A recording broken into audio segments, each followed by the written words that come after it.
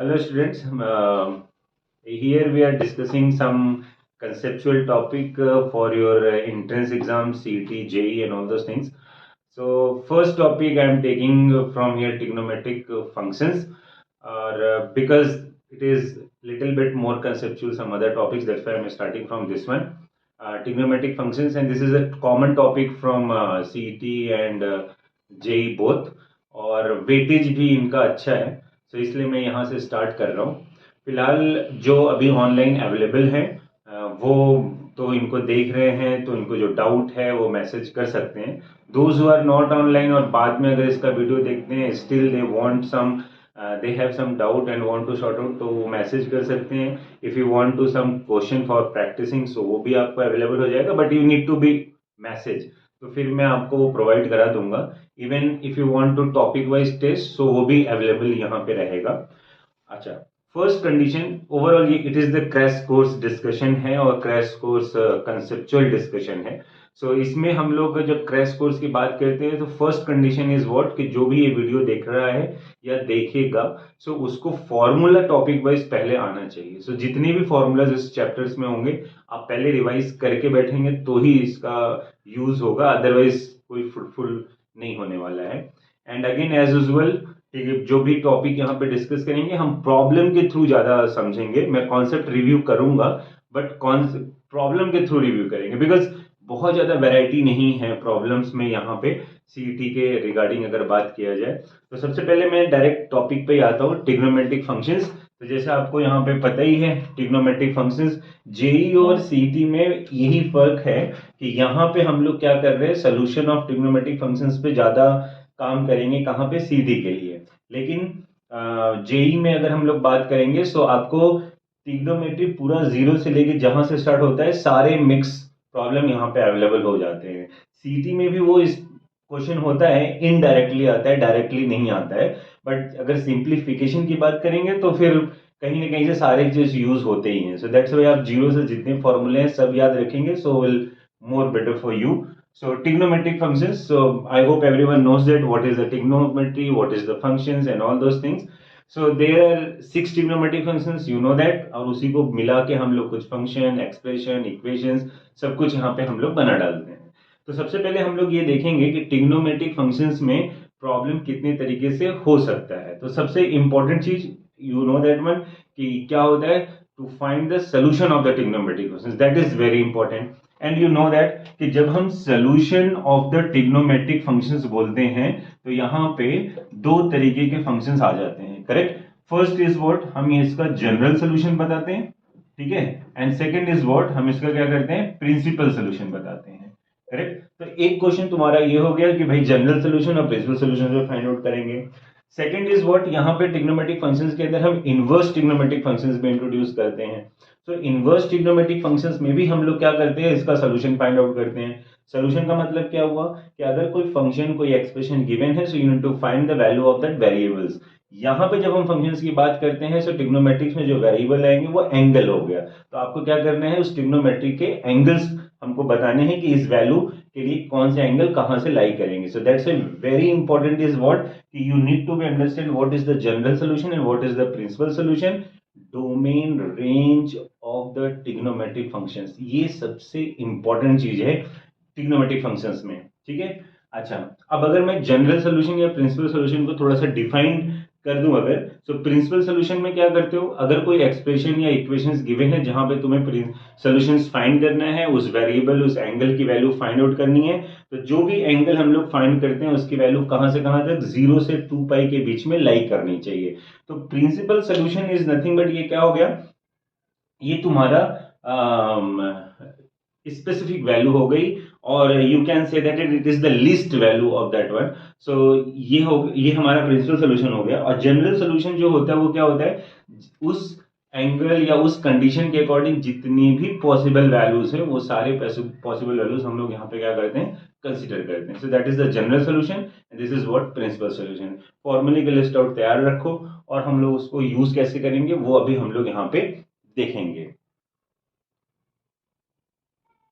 Okay, तो ये general solution. और जो फॉर्मूलाज हम लोग देख रहे हैं जैसे यूज करेंगे जनरल सोल्यूशन और प्रिंसिपल सोल्यूशन के, तो between the solving the problem will discuss that one, but list out रखना है। हम लोग यहाँ पे बात करेंगे। अच्छा, कुछ इंपॉर्टेंट चीजें हैं जो कि पहले मैं डिस्कस करना चाहता हूँ रिगार्डिंग दैट, कि अगर थीटा जो है किसी भी एक्सप्रेशन में, अगर theta is what, theta is the, if theta is what, it is the multiple of pi by to अगर रहता है, और उस मल्टीपल पाई बाई टू में भी दो चीजें हैं। अगर ये ऑड मल्टीपल है, correct, odd multiple of pi by two, और it is the even multiple of pi by two, ये दो केसेस पहले हम लोग को कॉमनली दिख जाते हैं। So if theta is the odd multiple of pi by two, then जो थीटा होगा, that theta is equal to, हम लोग क्या लिखते हैं, 2n+1 पाई बाई टू लिखते हैं, करेक्ट ना। और अगर थीटा इवन मल्टीपल है, then it is what, it is the theta is equal to n pi लिखते हैं, करेक्ट ना।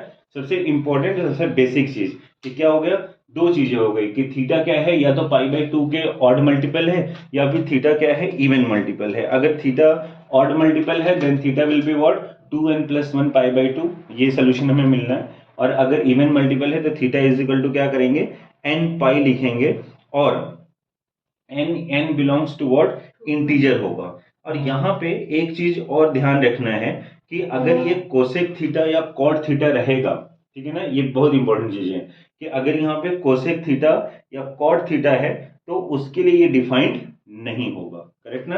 बाकी सारे ट्रिग्नोमेट्रिक फंक्शंस के लिए डिफाइंड होना है, कोसेक थीटा और कॉट थीटा के लिए कौन से वाले, जो इवन वाले हैं, जो ये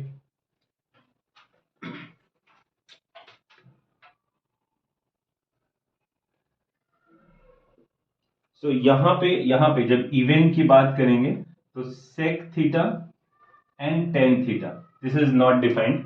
एंड जब ये इवन का बात कर रहे हैं तो यहाँ पे क्या रखना है, दिस इज व्हाट, cosec theta and cot theta, that is again very important, ठीक है।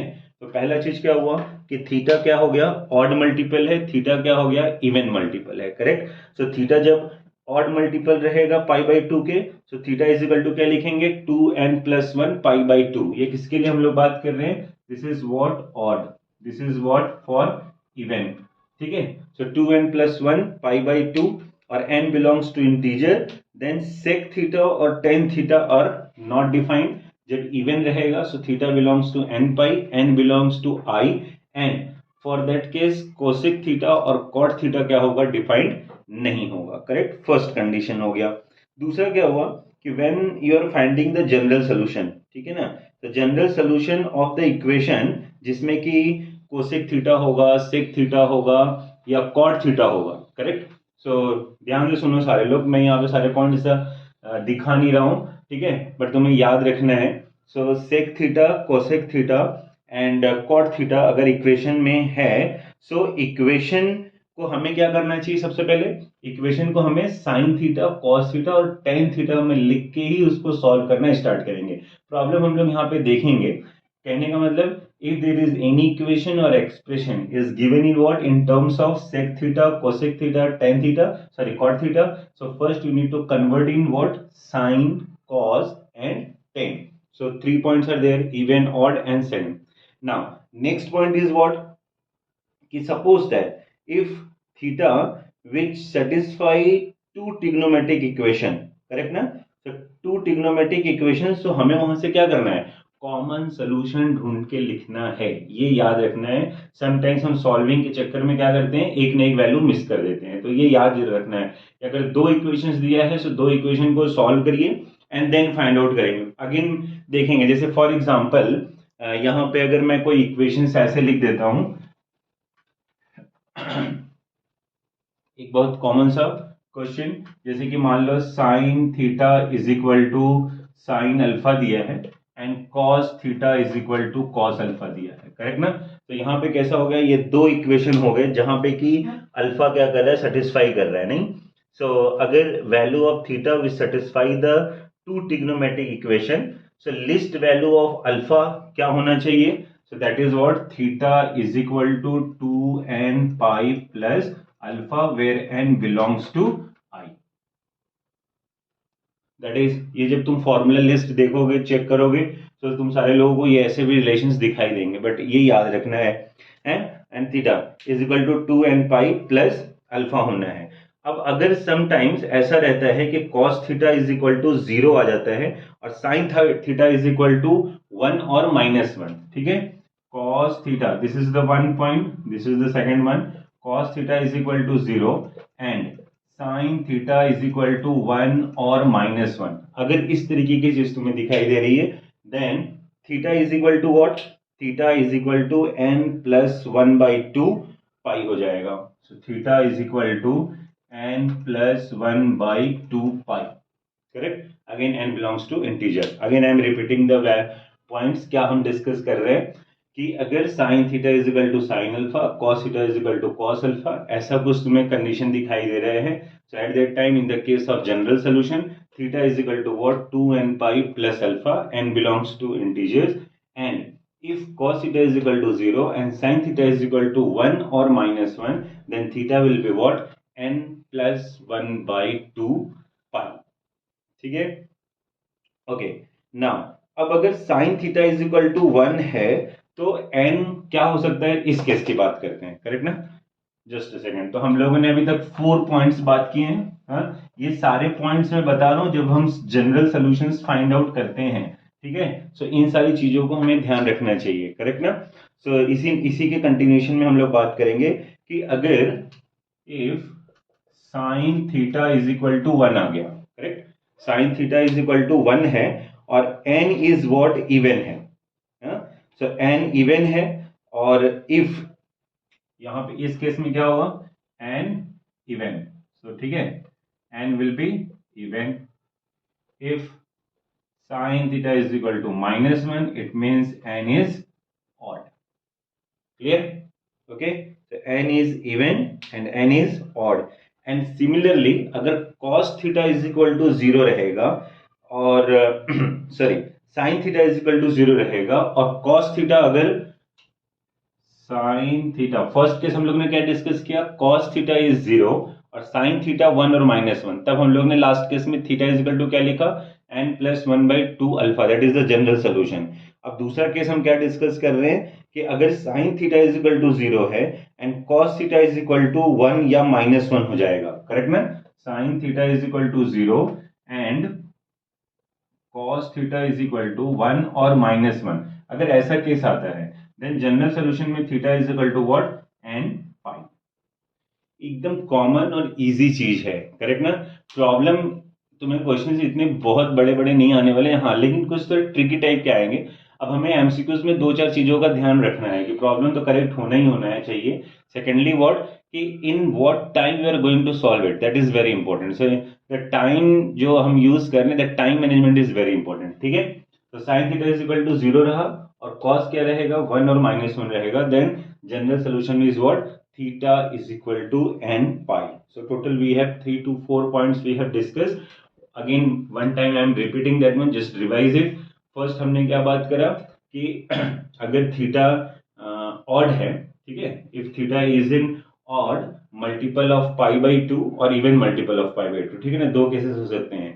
So अगर odd multiple of pi by 2 है तो general solution 2n plus 1 pi by 2 होगा, और उस समय सेक थीटा और sec theta and tan theta defined नहीं होंगे। सेकेंडली अगर थीटा क्या हो गया, इवन हो गया, so at that time even multiple of pi by 2 हो गया, sorry, even multiple of pi by 2 हुआ, so general solution is what, theta is equal to n pi होगा। In that case cosec theta और cot theta define नहीं होगा। Next is what, कि if value of theta, जैसे दो value same हो, जैसे cos थीटा cos अल्फा, जैसे अभी ये डिस्कस किया, तो उसके अकॉर्डिंग तुम्हें क्या करना है, ये थीटा चेंज करना है। अब यहाँ पे अगर sin थीटा 1 है n इवन, sin थीटा -1, तो n क्या होगा, ऑड होगा। दूसरा केस अगर sin थीटा 0 और cos 1 -1 है तो theta is equal to n pi. अब ये पॉइंट याद रखना है एंड विल सी की प्रॉब्लम में हम लोग कैसे यूज करेंगे। ओके, अब ये प्रॉब्लम है जैसे cosec x is equal to 2/√3। फिलहाल मैं एकदम इजी और बेसिक क्वेश्चन है, cosec x is equal to what, 2/√3 दिया हुआ है। अब हमारा डिस्कशन क्या हुआ था कि अगर तुम हमें कोसेक सेक और कॉट इस तरीके का दिखाई दे रहा है, so first we need to convert into what, sine cos tan, correct. तो सबसे पहले हम लोग क्या लिखेंगे, therefore sine x is equal to √3/2, correct ना। तो साइन इज इक्वल टू √3/2 लिखेंगे। अब हमें क्या करना है, एक्चुअली इसका प्रिंसिपल सोल्यूशन बताना है, करेक्ट ना। तो जब हम प्रिंसिपल सोल्यूशन बताते हैं, so what is the condition for the principal solution, कि अब जैसे इस एंगल की वैल्यू अगर निकालने जाओगे तो बहुत ढेर सारे वैल्यूज मिल जाएंगे, लेकिन साइन x इक्वल टू √3/2 उसके ऊपर से भी हमको प्रिंसिपल सोल्यूशन बताना है। तो प्रिंसिपल सोल्यूशन मतलब कहां से कहां तक लाई करना चाहिए, 0 से 2π के बीच में लाई करना चाहिए, that is the one least value जो हम लोग बात कर रहे हैं। Definition, that's why it is very important to learn that one. तो अंडरस्टैंडिंग उसकी बहुत जरूरी है। फॉर्मूला याद रखना है, डोमेन, रेंज प्लस ग्राफ, ये तीन चीजें।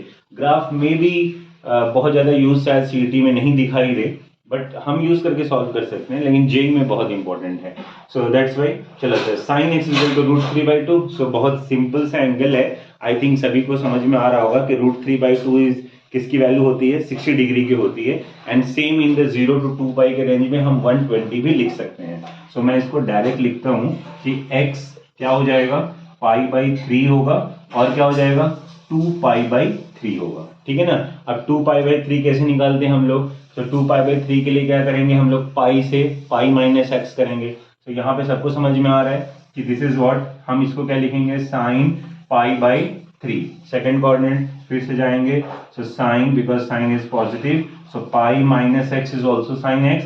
तो क्या लिखेंगे कि ये sine pi, and what is the x here, π/3, so π/3, so this is becomes what, sine 2π/3। तो एक 2π/3 भी आता है और एक क्या आ जाएगा, π/3 आएगा। तो ठीक है, I hope everyone understood this one. Half part में बात कर रहा हूँ। जब तुम्हें कोसेक एक्स दिया हुआ है 2/√3, so we are going to find the principal solution, किसका, इस एक्स का। तो प्रिंसिपल सोल्यूशन फाइंड करना है। First step is what, converting in sine cos 10, converting sine, find the values, possible values is π/3, 2π/3। यहाँ पे मैंने ये डिस्कस किया है, I hope it is clear to everyone. अच्छा, अब सपोज दैट, ये तो ठीक है, ये प्रिंसिपल सोल्यूशन इसका मिल गया, बट सपोज दैट अगर इनके साथ यहाँ पे ऐसा क्वेश्चन आ जाएगा कि भाई एंड tan x, ठीक है, cosec x is equal to 2/√3 and tan x is equal to what, 1/√3। सो ये दो ट्रिग्नोमेट्रिक फंक्शंस दे रखा है इन्होंने, करेक्ट। तो पहले वाले को हमने सॉल्व किया तो x की वैल्यू क्या आ गई, π/3 एंड 2π/3 है। In the same pattern you need to be find the tan का भी पार्ट फाइंड करना पड़ेगा। तो जब tan फाइंड करोगे, सो आई होप सब लोग डायरेक्ट इसकी भी वैल्यू बता सकते हैं। सो एक वैल्यू क्या होगा, दैट इज 60 डिग्री का होता है। सो ये क्या मिलेगा हमें, that is what, tan x। So tan x will be what, it is x is equal to π/3, correct. π/3 का होता है या π/6 का होता है, π/6 ना, यस, 30 डिग्री। और दूसरा क्या निकालेंगे हम लोग, tan की वैल्यू फिर सेम 1/√3 कहाँ मिलेगी, 0 से 2π के बीच में मिलेगी क्या, 0 से 2π के बीच में हमें। तो 0 से 2π के बीच में हम थर्ड क्वाड्रेंट में जाएंगे, तब हमें tan क्या मिलेगा, पॉजिटिव। मतलब दूसरा एंगल क्या मिलेगा, it is the pi plus x, which is what, pi plus π/6, this is becomes what, 7π/6। तो यहाँ पे जो tan के केस में है वो x क्या मिला हमें, π/6 और 7π/6, दो वैल्यूज मिल गए, करेक्ट है, प्रिंसिपल वैल्यूज। यहाँ पे क्या मिला, π/3, 2π/3, π/6 एंड 7π/6। क्वेश्चन क्या है भाई, क्वेश्चन हमारा ये है कि find the general solution of this one. तो अब यहाँ पे हमें जनरल सोल्यूशन क्या बताना चाहिए। इसका सोल्यूशन क्या हो गया, π/3 एंड 2π/3।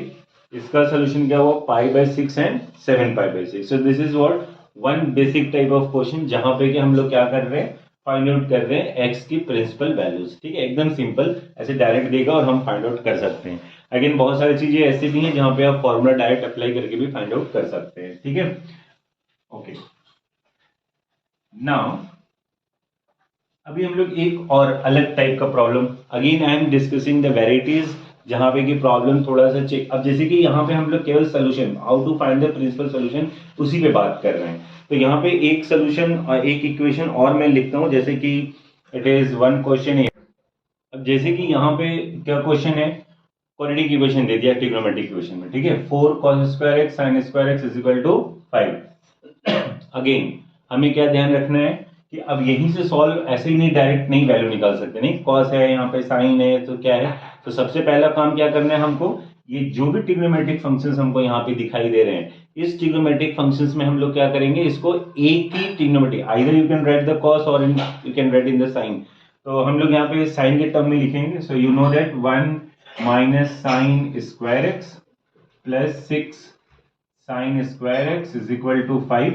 सो फाइनली हमें क्या मिलेगा, ये 4 साइन और ये 6 becomes what, 2 sine square x और ये 4 है, सो दैट साइड ये 5 माइनस 4 यानी कि क्या मिला 1। तो sine x is equal to what, plus minus 1/√2 आ गया। ऐसे फाइंड आउट करना है, करेक्ट। पहले क्या करना है, एक टर्म में लिखना है, ठीक है, उसके बाद ये एक ट्रिग्नोमेट्रिक फंक्शंस के टर्म में, और साइन एक्स इक्वल टू क्या मिला, प्लस माइनस 1/√2। अब हमें मालूम है 1/√2 साइन में किसका होता है, π/4 का। And now we want to write what, general solution. So very simple, it is theta is equal to n pi plus minus, ये किसका है 45 विच इज व्हाट π/4।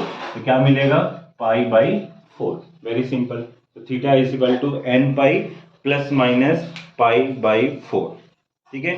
अच्छा, कुछ क्वेश्चंस के आंसर्स हम लोग क्या करेंगे, ऑप्शंस में भी कुछ इस तरीके से डिफाइंड रहेंगे कि उसके अकॉर्डिंग हमें भी आंसर मतलब एडजस्ट करना रहेगा। So that will be see question में कैसा दिया है, बट हम यहाँ पे क्या डिस्कस कर रहे हैं कि एक क्वेश्चन कैसा हुआ, डायरेक्ट आएगा जिसमें हमें एंगल डायरेक्ट पता रहेगा और हम लोग फाइंड आउट कर सकते हैं in second coordinate, third coordinate कैसे हम लोग यूज कर सकते हैं। सेकेंडली कैसा रहेगा, एक क्वेश्चन का टाइप इस तरीके का रहेगा जहां पे कि क्वाड्रेटिक इक्वेशंस के फॉर्म में रहेगा। तो अगर क्वाड्रेटिक इक्वेशन के फॉर्म में रहेगा तो पहले क्या करेंगे हम लोग, किसी एक ट्रिग्नोमेट्रिक फंक्शंस के टर्म में लिखेंगे, जैसे फैक्टराइज करते हैं फैक्टराइज भी कर सकते हैं, and you will get the values directly. फिर वहां पे जैसा एंगल आएगा उसके अकॉर्डिंग हम लोग क्या करेंगे, काम करेंगे, ठीक है। So this is the second type question.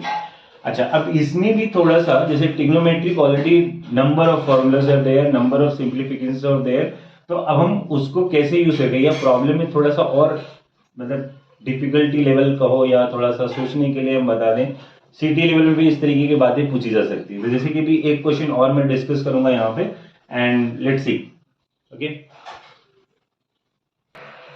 Now question is what, maybe you all have seen that one, 10x, 10(2x), 10(3x) और ऐसा कुछ सारा इक्वेशंस इनटू के फॉर्म में, एडिशन के फॉर्म में लिखा है, and we need to find the solution of this equation, correct ना। तो अब जितना भी हम लोग ट्रिग्नोमेट्री वाले केस में जानते हैं, यहाँ पे डायरेक्ट तो ऐसा कुछ भी होने वाला नहीं है, ठीक है ना।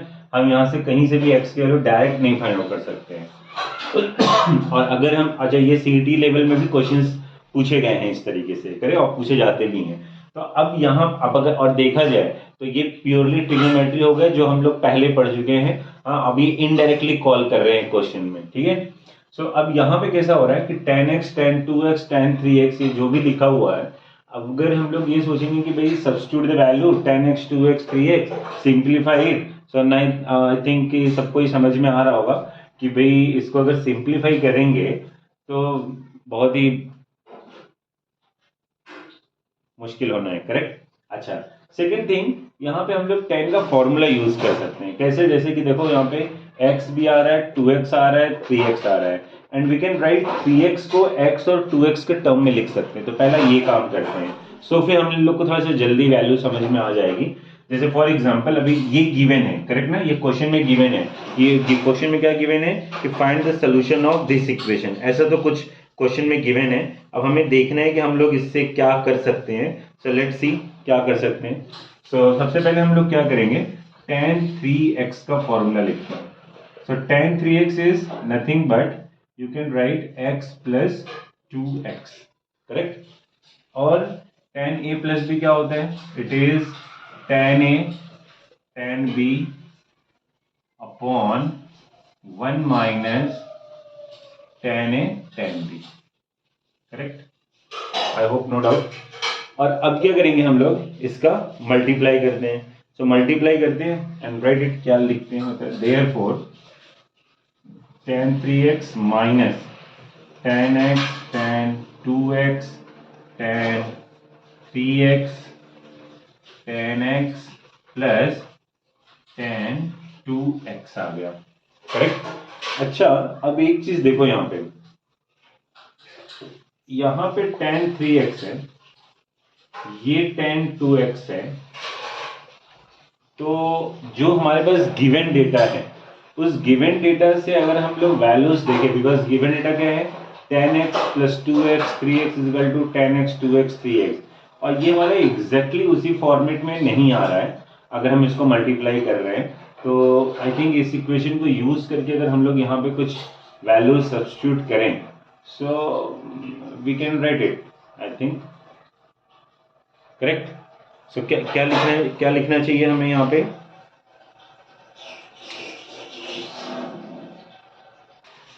So now you can see that I have written the solution here. So you can check it from the equation first. What we have, ये tan x, tan 2x, tan 3x is equal to what, this much. I am taking these values and substituting here. तो क्या मिलेगा, ये tan 3x and tan 3x will get cancelled, और यहाँ पे क्या मिलेगा, minus tan x minus tan 2x, और यहाँ भी कौन है, tan x और 2x है। सो जस्ट वी सिंप्लीफाइड, तो क्या लिखेंगे हम लोग, 2 tan x इज इक्वल टू minus 2 tan x, 2 will get cancelled, और यहाँ पे 2 tan 2x, ओके।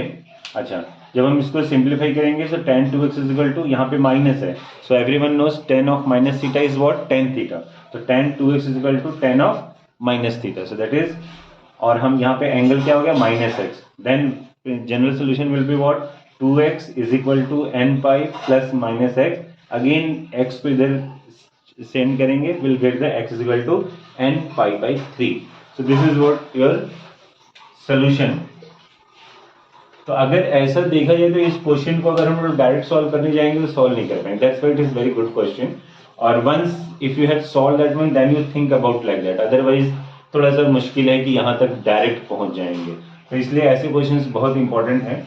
तो आई होप एवरीवन अंडरस्टूड। हम लोग एक दो प्रॉब्लम और डिस्कस करेंगे, बट वैरायटी जितने टाइप्स हैं वो डिस्कस करने के बाद करेंगे। सो दिस इज व्हाट, मैंने 3 प्रॉब्लम यहाँ पे सॉल्व किए हैं, एक सबसे बेसिक था, एक थोड़ा सा चेंज किया, और एक ये। सो इस तरीके के प्रॉब्लम आनी चाहिए, और बहुत इंपॉर्टेंट क्वेश्चन इस तरीके के, ठीक है। So will come with that next. अच्छा, नाउ अभी एक और वैरायटी जिसमें कि ये जनरल सोल्यूशन और प्रिंसिपल सोल्यूशन हम लोग फाइंड आउट करेंगे। जैसे इसमें आता है कि question if equation is what in the form of a cos theta और b sin थीटा, ठीक है, a cos theta plus b sin theta is equal to c। अगर ये आता है इस तरीके का क्वेश्चन रहता है तो हम लोग क्या करेंगे? सो वैसे तो बहुत सिंपल है, हम लोग क्या करते हैं, अंडर रूट ए स्क्वायर प्लस बी स्क्वायर से डिवाइड कर देते हैं, करेक्ट, और फिर हमारे पास ये जो इक्वेशन आता है वो साइन ए प्लस बी के फॉर्म में आ जाता है, करेक्ट।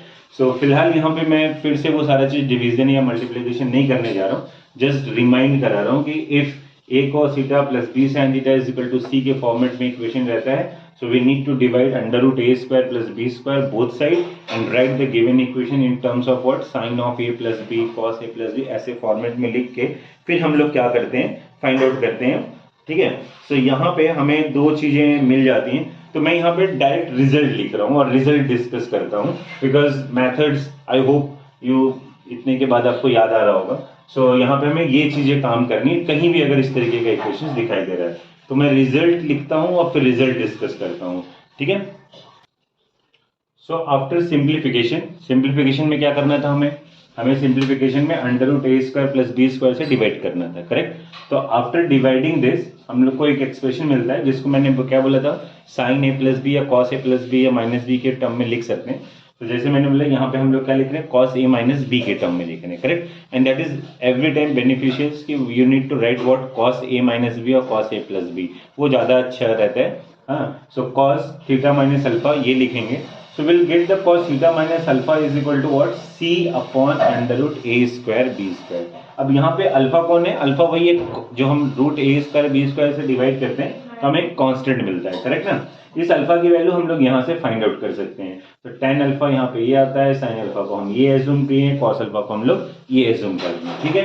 अब यहाँ पे जो इंपॉर्टेंट चीज है वो क्या है कि after simplification will get what, cos theta minus alpha is equal to this one. अब तुम्हारे पास ये ऐसे एक्सप्रेशन रहेंगे, 4 ऑप्शंस दिए रहेंगे एंड दे आस्क कि भाई सोल्यूशन क्या होगा, तो सोल्यूशन हमें कैसे सोचना है ये भी देखो। तो इतनी चीजें आपको याद रखनी चाहिए कि क्वेश्चन इज लाइक दैट। तो पहले तुम cos थीटा को इस तरीके से लिख सकते हो, ठीक है। कंडीशन 2 यहाँ पे, पहला कंडीशन क्या, मॉड सी क्या होना चाहिए, अगर ग्रेटर देन डिनोमिनेटर कौन है ये, एंड यू नो दैट कि cos की वैल्यू क्या हो रही है, -1 से 1 में जा रही है, ऑसिलेट कर रही है वहां पे। तो अगर c की वैल्यू √a² + b² से बड़ी हो गई, इसका मतलब क्या हुआ, इट इज ग्रेटर देन 1 हो जाता है, करेक्ट। तो वो cos के डोमेन रेंज में वो आते ही नहीं, इसके रेंज में आएगा ही नहीं। इसका मतलब क्या होगा कि जो भी इक्वेशंस दिया रहेगा उसका कोई सोल्यूशन नहीं है, सो नो सोल्यूशन, करेक्ट ना। So you can check firstly क्या होगा कि अगर mod c is greater than √a² b², so directly you can say that कि देयर इज नो सोल्यूशन, ठीक है। सेकेंडली वाज कि अगर ये लेस देन और इक्वल टू a² + b² जाता है, अगर इसकी वैल्यू a² + b² से कम है, देन थीटा की वैल्यू क्या निकलेगी, theta will be what, theta नहीं मतलब कि यहाँ पे थीटा माइनस अल्फा लिखा है, so that theta minus alpha is equal to what, मतलब कुछ तो इसकी एंगल में वैल्यू आएगी जिसको हम कुछ फाई या कुछ और भी एंगल एज्यूम करेंगे। सो इसको हम लोग क्या लिखेंगे, 2n pi plus minus suppose that some other angle, क्योंकि ये जो रहेगा ये कुछ तो एंगल वैल्यू देगा, तो हम क्या लिखेंगे, ये लिखेंगे, या फिर theta is equal to 2n pi plus minus phi minus alpha. Alpha is what, alpha is the constant, plus not minus, तो अल्फा इज व्हाट, कांस्टेंट, ठीक है। सो वेरी सिंपल, अगर इस फॉर्मेट में क्वेश्चन रहेगा तो क्या करेंगे हम लोग, सबसे पहले लिखेंगे cos theta minus alpha c/a। अगर c की वैल्यू जो भी इक्वेशन में दिया हुआ है, अगर c की value is greater than √a² b², so directly you can say that no solution. और अगर c की वैल्यू क्या हो रही है, less than equal to this one है, तो फिर हम लोग क्या करेंगे, थीटा की वैल्यू ये लिखेंगे। ओके, सो आई होप कि जो भी होगा सारे कंसेप्ट थोड़े रिवाइज हो जाएंगे। इसके बाद ट्रिग्नोमेट्रिक में अगर हम लोग देखें ट्रिग्नोमेट्रिक फंक्शन में, तो सेकंड एक टाइप या वैरायटी आ जाती है जिसमें कि हम सोल्यूशन ऑफ ट्रायंगल की बात करते हैं। अगेन सोल्यूशन ऑफ ट्रायंगल में ढेर सारे फॉर्मूलाज हैं और एक्चुअली सारे प्रॉब्लम्स फॉर्मूला बेस्ड रहते हैं, तो उसको यहाँ पे मैं अलग से उसमें कोई वैरायटीज के, जैसे यहाँ पे हम लोग इतना डिस्कशन कर रहे थे, ऐसा कुछ वहाँ पे प्रैक्टिस नहीं है, बट फिर भी हम लोग एक दो प्रॉब्लम जहाँ पे थोड़े अच्छे प्रॉब्लम है वो 2-4 प्रॉब्लम हम लोग डिस्कस करेंगे। फॉर्मूला अगेन लर्न करना है। एंड सेकंड आएगा हमारे पास इनवर्स ट्रिग्नोमेट्रिक फंक्शंस, तो जो थोड़ा सा दिमाग हम लोग यहाँ लगा रहे हैं वही थोड़ा सा दिमाग हम लोग इनवर्स वाले में भी यूज करेंगे। सोल्यूशन ऑफ ट्रायंगल्स में कुछ खास बात नहीं है। सो अभी हम लोग केवल सोल्यूशन ऑफ ट्रायंगल में जनरल सोल्यूशन और प्रिंसिपल सोल्यूशन की बात करें, 3 से 4 वैरायटी और याद रखना है। अच्छा, इसमें भी मैं कुछ पॉइंट्स बता देना चाहता हूँ once you are going to solve the problem. So इसमें कैसा होना चाहिए कि जब हम इक्वेशन सॉल्व करते हैं, ठीक है ना, सो जब हम इक्वेशन सॉल्व करते हैं, सो कभी कभी हम लोग क्या करते हैं कि अगर इस तरीके का कुछ भी केस आता है जहां पे कि इक्वल के साइन में है, स्क्वायर वाले टर्म कैंसिल हो रहे हैं, तो ऐसा कैंसिल आउट नहीं करना है, करेक्ट ना। हमें क्या करना है, सारे एक्सप्रेशन एक साइड लिखने हैं, कॉमन लेना है and then find the value of that one, so that is very important. So ऐसे कुछ स्क्वायर्स के टर्म, बिकॉज क्योंकि जब इस क्वाड्रेटिक इक्वेशन है तो हमेशा क्या मिलेंगे, 2 वैल्यूज मिलेंगे, करेक्ट ना। सो इसलिए हमको दोनों वैल्यूज कंसीडर करना है। सो जब हम सॉल्व करेंगे तो ये 2-4 चीजें याद रखनी है और स्टार्टिंग में जो मैंने 2-3 चीजें बताई थी वो याद रखनी है। सो थोड़ा प्रॉब्लम प्रैक्टिस करेंगे और अगेन आपके पास जो भी टेक्स्ट बुक है आप उसमें से प्रैक्टिस कर सकते हो। Still if you have not any question so you can message me, I will provide you the practice set as well as the last में, टेस्ट की बात तो लास्ट में करेंगे, तो प्रैक्टिस के लिए हम प्रोवाइड करेंगे। और नेक्स्ट वाले लेक्चर्स में हम लोग इससे रिलेटेड प्रॉब्लम डिस्कस करेंगे along with the inverse trigonometric functions and solutions of the triangle.